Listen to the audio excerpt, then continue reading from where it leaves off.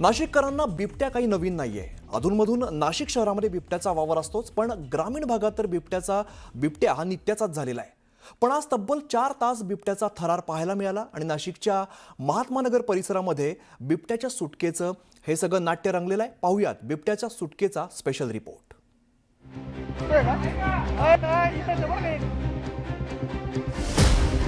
नाशिकच्या गंगापूरमधील महात्मानगर परिसरात दुपारच्या वेळेत एकच हलकल्लोळ माजला।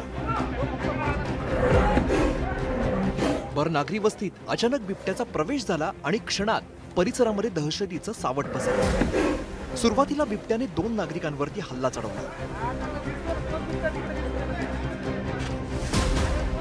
त्यानंतर किंकाळ्या, गोंधळ, पळापळ सुरू झाली।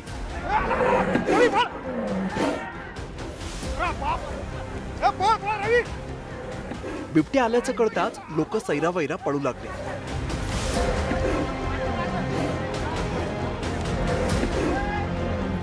या घटनेची माहिती मिळताच वन विभाग आणि शहर पोलिसांची फौज घटनास्थळी दाखल झाली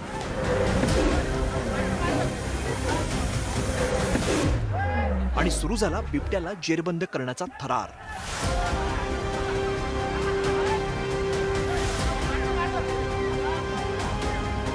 एका इमारतीतून दुसऱ्या इमारतीत बिबट्या सैरावैरा पळत होता आणि त्याला पकडण्यासाठी वन विभागाची टीम, पोलीस आणि माध्यमांचे कॅमेरे सुद्धा धावत होते।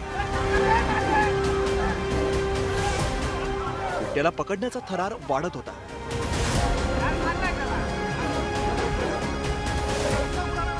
बिबट्याला बेशुद्ध करण्याचा प्रयत्न एकदा, दोनदा, तीनदा झाला, पण बिबट्या काही हार मानायला तयार नव्हता।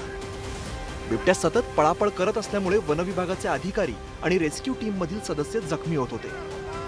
बिबट्याच्या हल्ल्यात जवळपास 8 जण जखमी झाले, त्यात 6 नागरिक आणि 2 वन विभागाचे कर्मचारी यांचा समावेश आहे। अचानक तो बिबट्या, मी बाहेर दारासमोर बसलेली होती चेअरवरती, आणि अचानक तो बिबट्या मागून आला माझ्या आणि माझ्यावर हल्ला केला आणि हल्ला करून आमच्या घरावरती उडी मारली। माझ्या हाताला लागलेला आहे। गल्लीमध्ये होता तो, बघायला फक्त गेलो आम्ही, त्यांनी डायरेक्ट आमच्यावर हल्लाच करायला। किती वाजता झालं? 3 वाजता। आम्ही फक्त बघायला गेलो, आम्ही फक्त आलेले असं बघायला गेलो फक्त। तब्बल 4 तासांच्या संघर्षानंतर अखेर बिबट्याला डार्ट लागला। वन विभागाच्या अथक प्रयत्नांना यश आलं आणि बिबट्या जेरबंद झाला। परिसरातील नागरिकांनी यानंतर सुटकेचा निश्वास सोडला।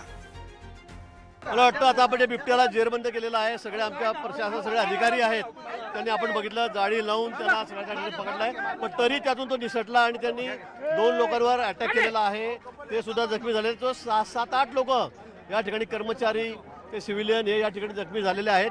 अतिशय चिडलेला तो होता, गर्दी त्यातून तो फार चिडलेला होता आणि म्हणून त्याला पकडताना खूप कसरत करावी लागली। पण नेमकं जाळीतून पडताना त्याला जे इंजेक्शन दिलं गेलं किंवा बंदुकीने ते मारलं गेलं ते बरोबर अचूक लागलं आणि त्यातून तो लगेच 5 मिनिटांमध्ये बेशुद्ध पडला। आम्ही त्या संदर्भात खूप मोठ्या प्रमाणात कारवाई सुरू केलेली आहे। वन विभागाने बिबटे पकडण्याची कारवाई देखील केलेली आहे। जवळपास 20 बिबटे त्या ठिकाणी पकडण्याची कारवाई जवळपास काही प्रमाणात झाली आहे, काही प्रमाणात अंतिम टप्प्यामध्ये आहे।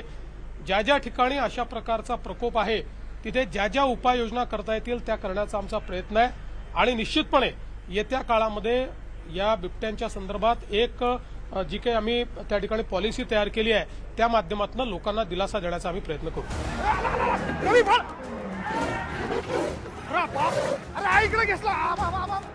वाढतं नागरिकीकरण यामुळे जंगल क्षेत्र घटत चाललंय, त्यामुळे मानव आणि बिबट्या संघर्ष वाढीला लागल्याचं दिसून येत आहे।